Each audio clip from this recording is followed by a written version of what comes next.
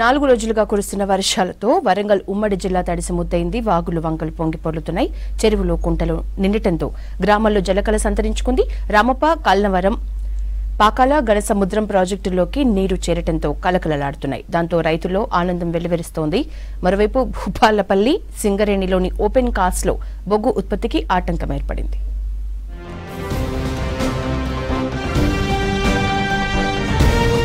వరంగల్, హన్మకొండ, జయశంకర్ భూపాల్పల్లి, ములుగు జిల్లాల్లో 4 రోజులుగా విస్తారంగా కురుస్తున్న వర్షాలతో చెరువుల్లోనికి నీరు చేరి మత్తలు పడుతున్నాయి. లక్నవరం, రామప్ప, బొగత జలపాతాలు పొంగి పొర్లుతుండటంతో పర్యాటకుల సందర్శనలు నిలిపివేశారు.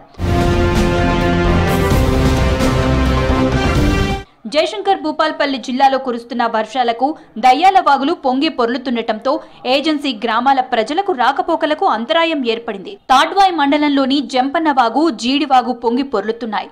ఘనపురం మండలం ధర్మారావుపేట వద్ద మోరంచ వాగు పొంగి పొర్లుతుండటంతో రాకపోకలు నిలిచిపోయాయి. వర్షాలు పోటెత్తడంతో లక్నవరం సరస్సు 33 అడుగుల నీటి మట్టంకు చేరుకుంది. రామప్ప సరస్సులోకి ప్రస్తుతం 31 మీటర్లకు చేరింది.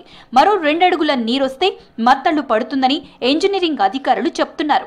వరంగల్ జిల్లా పాకాల సరస్సు 31.04 నీటి మట్టానికి చేరింది. మత్తడితో పరవళ్లు తొక్కుతుంది. ఎగువ నుంచి వస్తున్న వరద ఉధృతికి చెరువుల్లోనికి నీరు చేరడాన్ని చూసిన రైతుల సంతోషానికి అవధులు లేకుండా పోయాయి. మళ్లీ 2 పంటలు పండే అవకాశాలు ఉన్నాయని ధీమా వ్యక్తం చేస్తున్నారు. 4 రోజులుగా కురుస్తున్న వర్షాలకు జయశంకర్ భూపాల్పల్లి, సింగరేణిలో ఓపెన్ కాస్ట్ లోనికి నీరు చేరింది.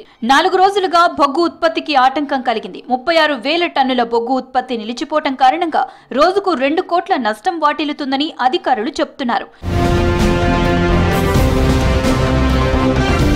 వర్షాలతో లక్నవరం, పాకాల, రామప్ప, వాజేడు, బొగత జలపాతాలన్నీ జలకలతో కలకలలాడుతున్నాయి. ఇక్కడికి పర్యాటకులు వస్తుండటంతో నీటిలో దిగితే ప్రమాదం ఉంటుందనే ఉద్దేశంతో పర్యాటకులకు అనుమతించడం లేదు అధికారులు.